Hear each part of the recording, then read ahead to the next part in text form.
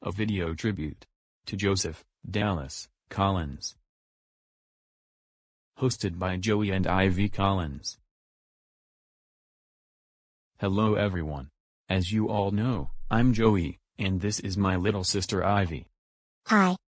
And in honor of our dearly departed great-grandfather, who was known as Dallas by just about everyone, I got the idea to make this short tribute video for him. I thought it was only fitting, since I was named after him. As you know, his full name was Joseph Bartholomew Collins. And I'm Joseph Bartholomew Collins II. Anyway, this video won't be anything too fancy. I'll just be showing a few old family photos, and recalling what I know of his life. And you won't believe how much Joey looks like Great-Grandpa Dallas, when he was younger. They look like they could be twins. Haha. That's probably why Dad decided to name me after him. But now, let's get started with his story. Joseph Collins was born on April 20, 1923, in Dallas, Texas. He was the fourth and youngest child of Oliver and Cheyenne Collins, who lived and worked on their own farm in Dallas. Joseph had three older siblings: his brother Andrew, and his sisters Ruth and Lucy, who were identical twins. There have been twins in our family for a long time. I know. Almost every generation, on both sides of the family, seems to have had a set of twins. So anyway, as I mentioned, the family lived on a farm, and they raised their own livestock. Oliver put Andrew and Joseph to work on the farm, starting at a very young age. Now here's a couple of old pictures of our great-grandfather, when he was a small boy on the family farm. They are the earliest pictures of him that we have. And here he is, standing next to two of their chickens.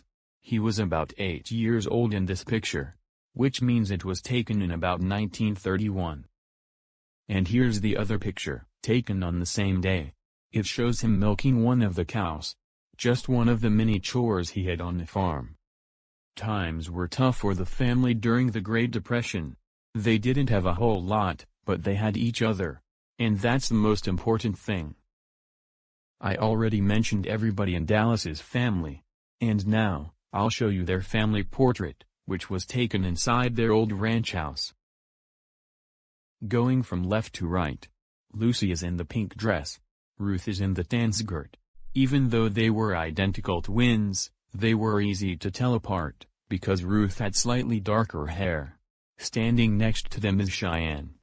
Sitting in his favorite chair smoking a pipe, is the head of the family, Oliver. And sitting on the ground next to him, is our great-grandfather. I remember him saying that he might have been around 13 in this picture, but he doesn't remember for sure. And finally, standing behind the chair, is the oldest son Andrew. We always say that was the original Collins family. Oliver, Cheyenne, and their 4 kids. They were the ones who started it all.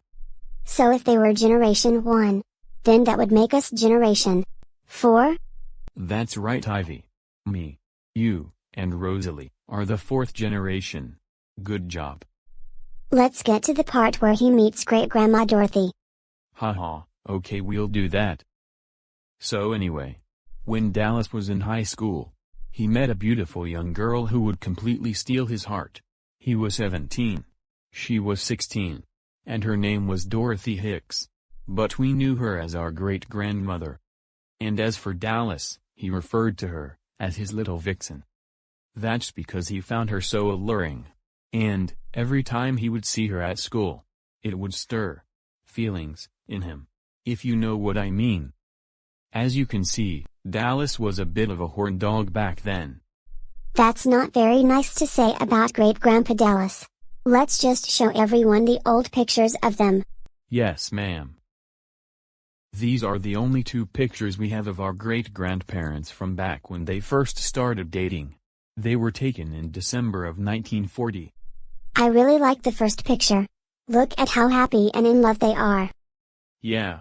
I remember him telling me that even back then, he just knew that she was the girl he was going to marry. And a year after those 2 pictures were taken, that's what they did. You see, on December 7, 1941, Pearl Harbor happened. My great-grandfather was eager to serve his country, and so, he enlisted in the Marines. And almost immediately after that, he told my great-grandmother that he wanted to marry her. He was 18, and she was still 17. But he was so in love with her, and he didn't want to be sent overseas and possibly never make it back, without having married the love of his life. And so, shortly before he left for boot camp, Joseph Collins and Dorothy Hicks were married. Great-Grandma Vixen looks so pretty. I really love her dress. Yeah. They both looked great. And here's the happy couple, cutting the wedding cake.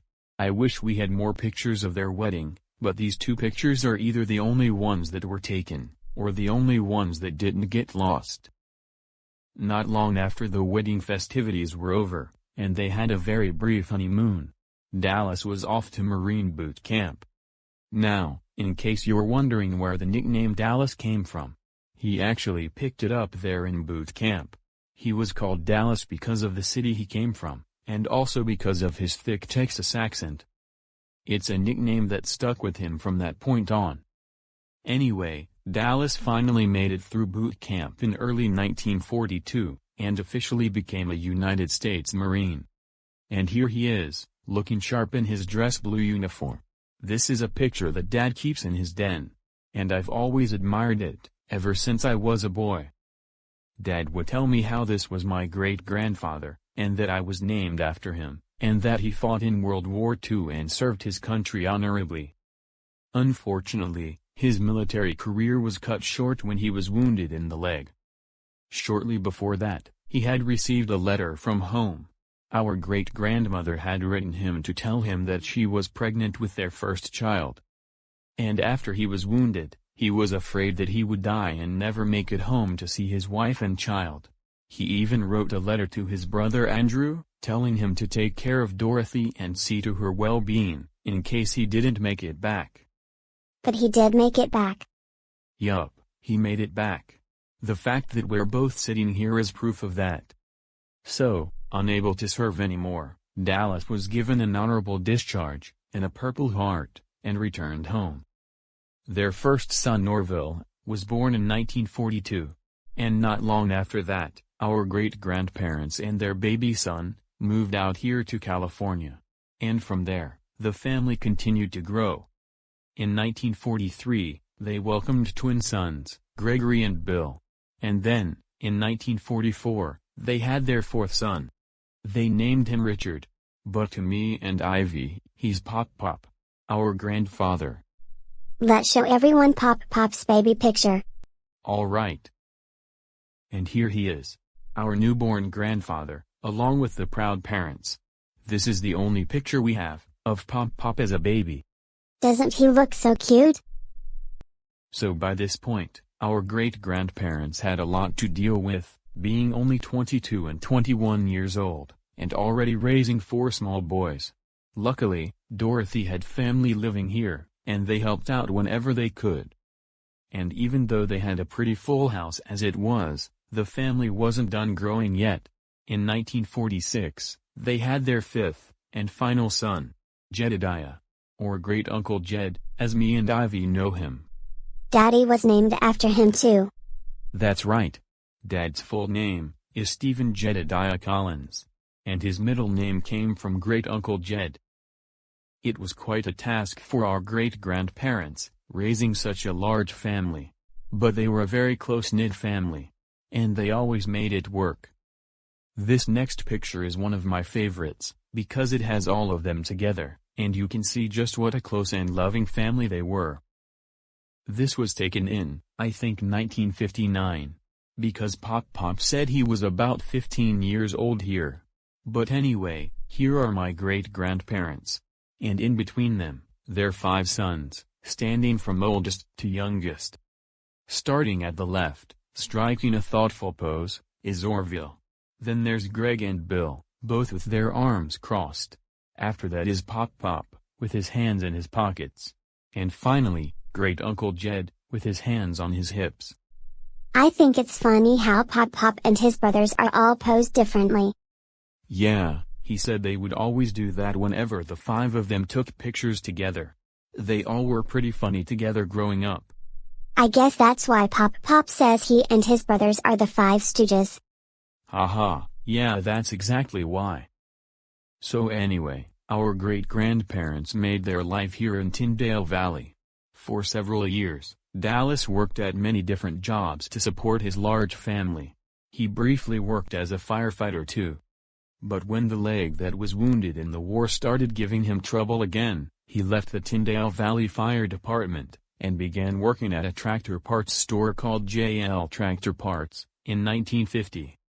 Over the years, he worked his way up until eventually, he was running the place. It was a pretty successful and thriving business, because at the time, there were still a lot of farmers living here. Plus, having grown up on a farm himself, he knew all the ins and outs and felt right at home at that place. He worked there for several decades, until he retired in 1988 at the age of 65. Unfortunately, JL Tractor Parts is no longer standing. It was torn down sometime in the mid-90s. And ever since then, the land it used to be on has stood vacant, and it's long since been reclaimed by nature. Although he was kind of bummed when it got torn down, Dallas nonetheless enjoyed his retirement.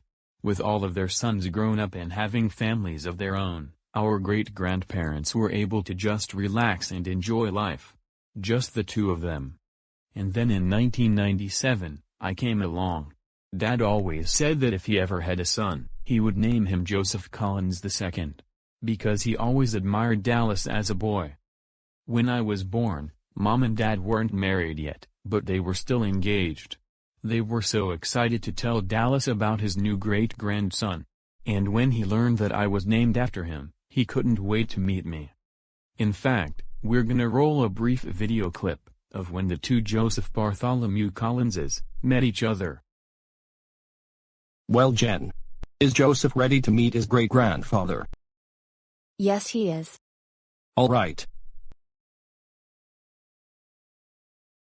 Today is September 13th, 1997.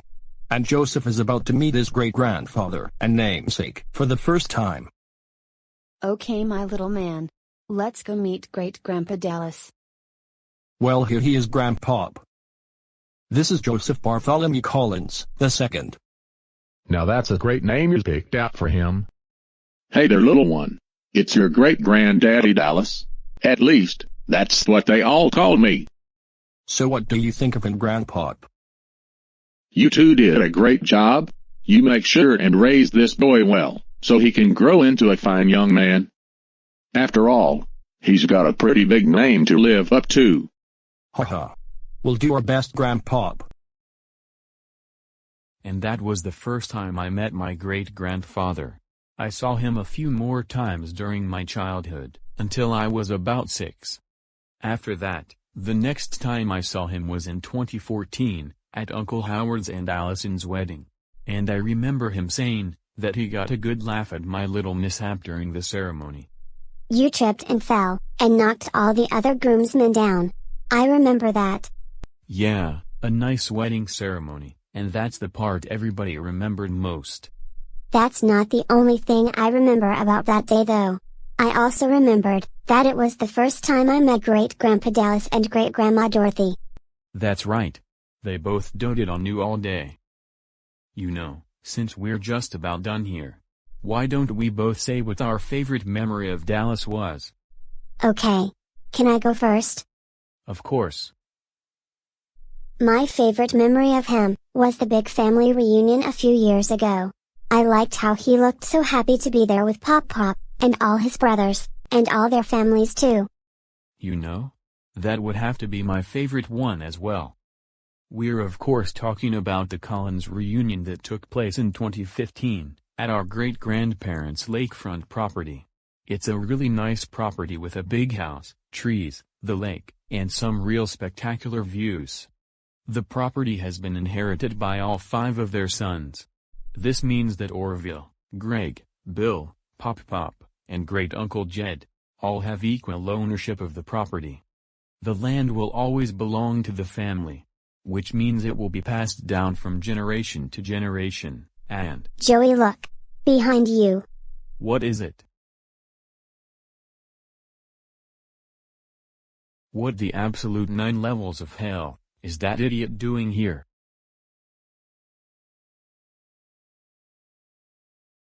Alright. You got 3 seconds to explain why you're trespassing in our great-grandparents' yard. Start talking. Turn that camera off. I didn't say you could film me. And we didn't say you could trespass on this property. What are you doing here anyway? Trying to peep in the bedroom window of the 17-year-old girl who lives next door? Oh sure, like I really do stuff like that. Yeah, you do. And you got the police record and about 15 restraining orders to prove it. Now, I'm not gonna make a big thing about this. Just leave right now. Or else what, pretty boy? Or else, me. Why does this always happen?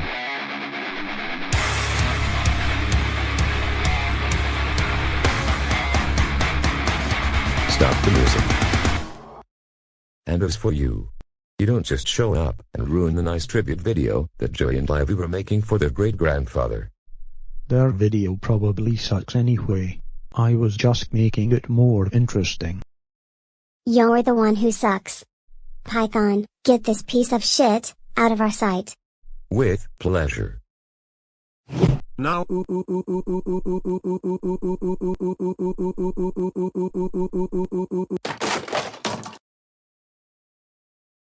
That's it. I'm going home and making grounded videos out of both that pretty boy loser and that wannabe tough guy. Well, I think it looks pretty good. Although, I probably should edit out all that stuff with Tombo and Python. Especially with Ivy cussing. Mom and Dad sure won't like that.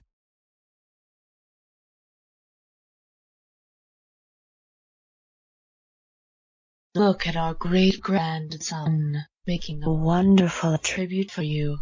Isn't that lovely? He should leave in all of that stuff, with those Tombo and Python characters.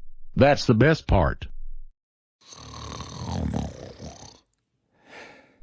Oh, Joseph, you still can't help yourself. I'm awake, Captain.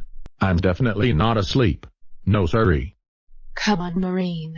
Let's let young Joseph do his work. Yes, my little vixen. Yeah. So aside from Ivy's potty mouth, I think I'll leave the rest of it in. Something tells me that Dallas would get a kick out of it if he were here.